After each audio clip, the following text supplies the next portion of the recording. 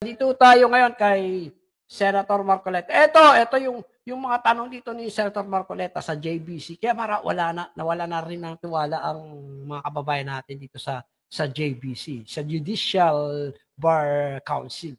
No, kung saan nga ho sila ho yung umano para ma-appoint as ombudsman itong si Boying Remulla. Pero dito ho, mahalata mo ho na itong isang judge ay hindi makapagpaliwanag ng maayos kay Senator Marcoleta. Pakinggan nyo ito Umpisa natin indicates or demonstrate the lack of required legal acumen as well as adherence to the standards of probity befitting an ombudsman. Second, the Secretary's affirmation of the bending the law constitutes a violation of the Code of Professional Responsibility and Accountability. These two grounds, Mr. Justice, are not enough for the JBC to consider? It's like this, we receive your complaint or opposition against Secretary. Ito, alam niyo, ito si Judge halatang halata talaga sukol na sukol siya dito kay Senator Marcoleta Kasi nga ho, may file ng disbursement case laban kay Boy. Tapos may nag-file din si Mayor Baste, no. Alam ko ang nag-file yata dito si Senator Marcoleta tapos yung pinel ni Senator Amy. 'Di ba? May pinel na sa complaint sa ombudsman. Pero ano nangyari mga kababayan? Nabaliwala ho lahat. At ang pinagbasihan daw dito na nitong JBC, no, ng Judicial Bar Council ay yung boto na nakuha ni Boying. Bakit ninyo? Nakakuha pa ng ganong karaming boto. Wag niyo na ho kami paglulukoy sa mga ganyang paliwanag. Obvious naman Di ba? Taong bayan din ho ang niloloko nyo, Judge. Nagagalit tong taong bayan kasi para sa taong bayan, hindi naman qualified si para maging ombudsman Marami pang mas qualified sa kanya Di ba? Kasi alam ko ng taong bayan na ito si Boying. Kaya talaga itatalaga diyan bilang ombudsman kasi nga ho para sa mga Duterte. At yung mga yung mga kaalyado ni BBM, no, kahit na may kaso hindi makakasuhan. Yan ang sinasabi ng mga kababayan natin yung mga eksperto, yung mga magagaling mag-analyze sa ganitong obvious na obvious diba? Kaya lang ho, mga kababayan, ang problema ho, nadadaan ho kasi sa maboteng usapan Remulla, we considered the reasons, but there were two issues yesterday. First was whether or not he is disqualified.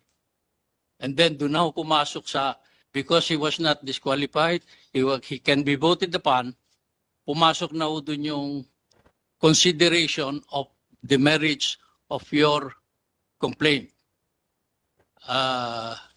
Doon he was not able to get a unanimous vote. Pero hindi ko na masabi ko sino yung mga votante. But they considered the reasons you gave. They considered the unanimous votes at hindi na nga raw mabanggit yung mga pangalan. Anyway, wala naman tayo magawa kasi nandiyan na yan May habol pa ba para para mapatalsik niya si bilang ombudsman? Sabi nga ho nila wala na raw Safe na si Boying sa 7 taon. Safe na ho daw siya dyan. Isa na lang daw ho ang paraan, yung i-impeach din siya sa House. Kaso, sa House naman may mga kakampi rin ho siya dyan. Kaya ko to narinig kay Attorney Harry Roque. Ngayon, ang isa pa sa safe is si BBM. Safe na safe, hindi pwedeng kasuhan. Kasi mga kababayan, si Boying unless na impeach si BBM, yun kay Congressman Kiko Barsagan final impeachment complaint yata. Ewan ko anong mangyayari dun, gagalaw ba yun? Alam niyo naman, karamihan dyan sa mga nasa House himudpet sa kanya. Diba? So wala akong pan. Isa na lang ho, ipag-pray na lang ho natin talaga. Ipag-pray na lang ho natin ang Pilipinas. Ako, alam ko, may plano talaga ang Panginoon eh. Baka nga ho talaga maulit yung nangyari nung 1986 ba yun? Baka maulit ho yun. Hindi natin alam ha. Baka, kasi may mga maugong na hong balita na parang sasagutin daw yung mga barko para yung mga nasa Visayas at Mindanao ay makapamasyal naman, no, makapamasyal naman sa Luzon. Baka pagbigyan ho ni Chavit, ni Manong Chavit. Makapasyal sila sa Luzon kasi alam niyo naman sa Visayas, no, nakakaarap din na makarating ng Luzon. Maka-experience sila sa mga mall sa Luzon, di ba? So baka mapagbigyan daw ho yung kahilingan. Ewan natin ha. Antabay tayo. Your two reasons were very important. We received them, we read them, and we considered them. But How did you consider maintindihan that? ko sana. How did the council consider the sworn opposition? Ano yan? Nasa weight na ho yun. Nasa weight. Not sa qualification or disqualification, but on the weight na sa voting ng a considered candidate, nandun na sa way to yun. The members, majority are appointed by the president. They considered that it is, they voted, the majority voted for him, so they did not give it much weight, or the opposition. Mr. Justice, one of the overarching principles that guided the creation of the 1987 Constitution is the Alam niyo, ito yung ini-small nilang sinasabi nilang abogado na pero kung titinan mo si Marcoleta, talaga masasabi natin na isang magaling na abogado. Ini-small ho ito ng mga kakampit eh. Kahit na mga ulungalista, ini-small ito. Mahinang klase abogado doon si Marcoleta. Subukan nyo makipagdebate kay Marcoleta. Ewan ko lang. Baka hindi na kayo Pag humarap kayo kay Marcoleta, baka hindi na kayo makapagsalita. Kagaya nung isang abogado na vlogger nung sa pagdinig niya sa Tricom, di ba? Yung si Bunyog ba 'yon? Na utal, pinagpawisan ng malamig. Yung siya ay binakbakan ni Senator Marcoleta. Hindi nyo kaya si Marcoleta. Tingnan nyo nga, judge ng JBC. Kini-question ni Marcoleta, obserbahan niyo yung JPC, yung judge na yan, kung ano yung parang hindi siya sagot ng maayos kay Senator Marcoleta. Ito ho si Marcoleta, hindi yan pipitsuging abogado. desire to promote the rule of law as is stated in our own preamble. Pag sinabi po nating rule of law, this is the guiding post. When somebody affirms that sometimes we can bend the law, you take Napanood ko yung yung programa nila dun sa kasama si Senator JP, si Boying. We can bend the law. Hindi ibig sabihin daw ay kumbaga parang ruler lang tayo na babalikuin mo. Nagulo na ako dun sa paliwanag ni Ombudsman Remulla. Pero di ba, sometimes you bend the law, sabi ni si Erich Sylvester. Na sinang-ayunan din ni dating DOJ Secretary na ngayon ay Ombudsman si Boying Remulla. Yung mga yan ay talagang nagkakaisa. Pero nagsisisi naman si Erich Sylvester sa sinabi niya yon. Kasi nabash siya ng todo eh. Ay, sino kaya papalit na chairman? Kasi parang tinanggihan ni JV tsaka ni Rafi Tulfo eh. Sabi nga raw kaya ganon tinanggihan. Kasi baka bakbakan daw sila ng mga DDS. Kasi nga mga re-elections yan eh. Mga re-elections yan. Dapat ilagay nila dyan yung mga bagong halal. Ako nga pabor ako kung si Senator Lito Lapid ang ilagay nilang chairman eh. Alam niyo si Senator Lapid, gaganyan, tatahitahimik lang yan. Matapang din yan. Malay natin, kunin niyang vice chair si Senator Marcoleta. Kasi si Senator Marcoleta, hindi na talaga yan babalik na chairman. Unless siguro na magkaroon ng pagbabago dyan sa liderato ng Senado. Pero tingnan natin, no?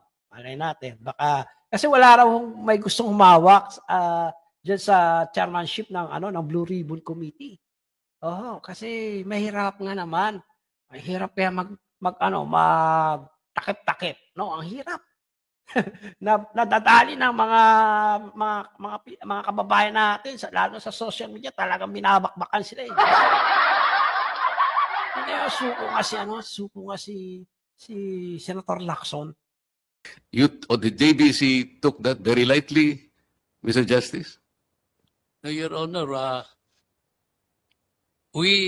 in the interpretation of the law, we can be strict, or we can be, what do you call that? For example, in the interpretation of the Constitution, if you are a strict one, they call you an originalist. And if you want to adapt to the times, they call you are a believer of the living Constitution. I don't know.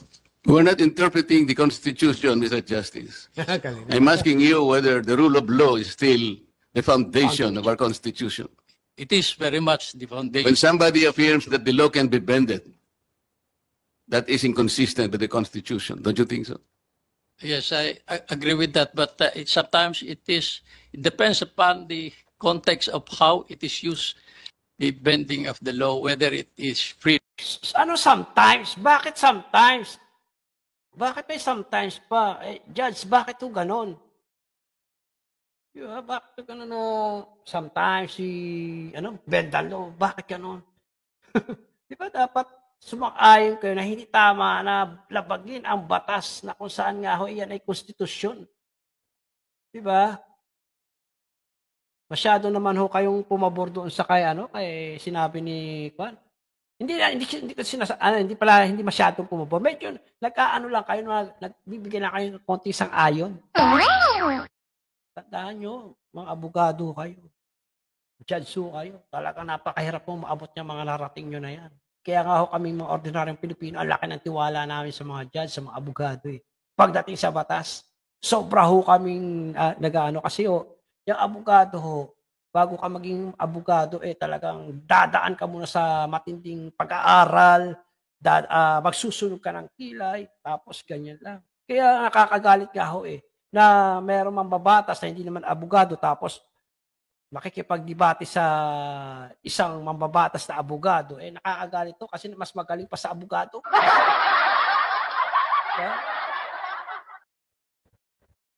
You know, yung inaano ni Senator Marcoleta, yung pagsang-ayon nga ni Boy, yung dyan sa sinabi ni Juan, sometimes yung lalabagin yung batas na inagrihan ni Boy. Diba? Dahil yung mga Pilipino ay nagkakaroon tayo ng, alam niyo yung nagkakaroon tayo ng na-educate tayo sa mga abogado, tapos may isang hindi abogado magsasalita lang ganito ganon, nakakabwisit. Alam niyo, isa sa mga nabibiliban ko talaga diyan sa Senado, si Senator Robin. Lahat ng mga kasama sinasang-ayon, pero meron siyang mga biray, kagaya lamang nung di ba, nagkaroon siya ng privilege speech, kinontra niya yung si Erwin Tulfo. Kaya marami humanga doon sa ginawa ni Senator Robin. Ikino-correct niya lang si Erwin Tulfo. Kaya lang nung tinanong naman ni Senator Erwin si Boy, umagri siya doon sa sometimes we need to bend the law. Abogado si Boy. Magaling na abogado din daw yan. Sabi nila. If they are interpreting it liberally. Did you know how it was used, Mr. Justice? Yes, we were discussing whether or not restitution Your Honor. is a requirement for an applicant to be processed under the Witness Protection Program. Yes, yes. And suddenly the Secretary of Justice insisted that one requirement is restitution. It is not there. Aware of that. Yes. And somebody suggested that sometimes the law should be bent. That was the context, Mr. Justice. I heard it, Your Honor. I saw it on. And if you hear it from no less than the Secretary of Justice, abrogating all the cornerstones of our belief in ourselves, in our Constitution, then you still include him as an applicant to the Ombudsman. Somebody who will preside over the lives, the properties and liberties of every citizen of this country. You take light of that. The JBC will take light of that, Mr. Justice. The majority considered it as light. So the majority The majority. took light of the opposition of a senator of this republic, Mr. Justice. That is a fact, Your Honor. And 6 of them, based on their discretion, the opposition is not worth it. Is that it, Mr. Justice?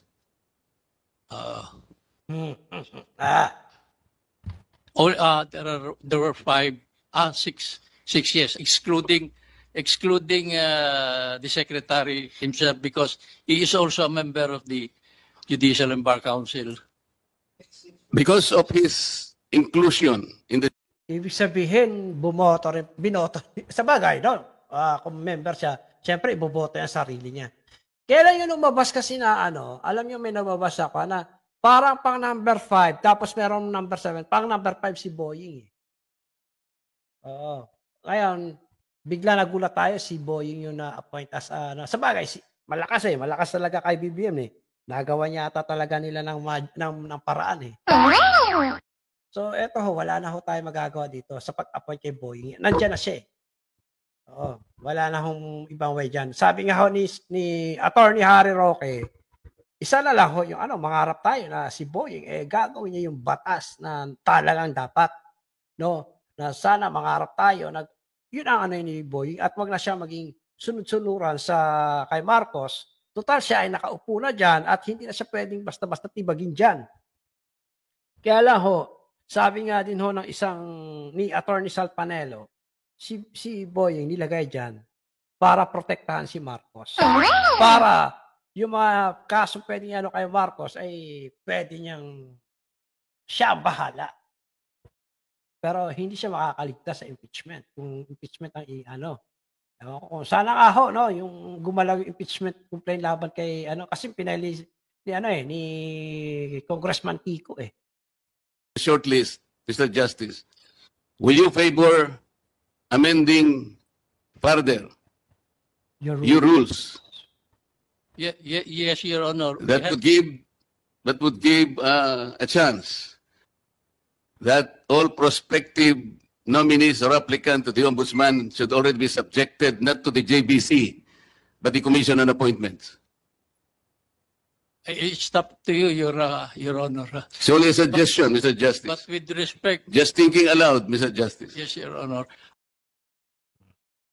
Alam niyo, alam ko hindi ito inaprobahan eh. No, dineclare ito ni Senator Amy ng iba pang mga nandiyan sa hearing na yan eh.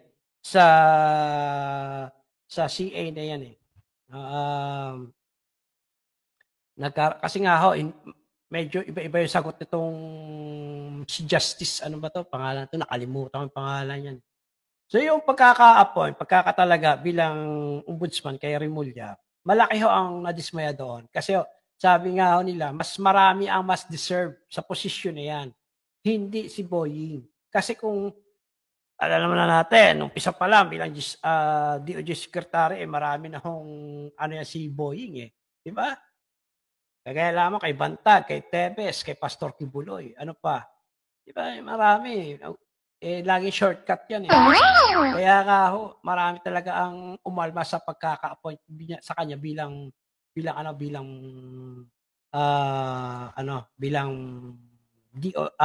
ombudsman.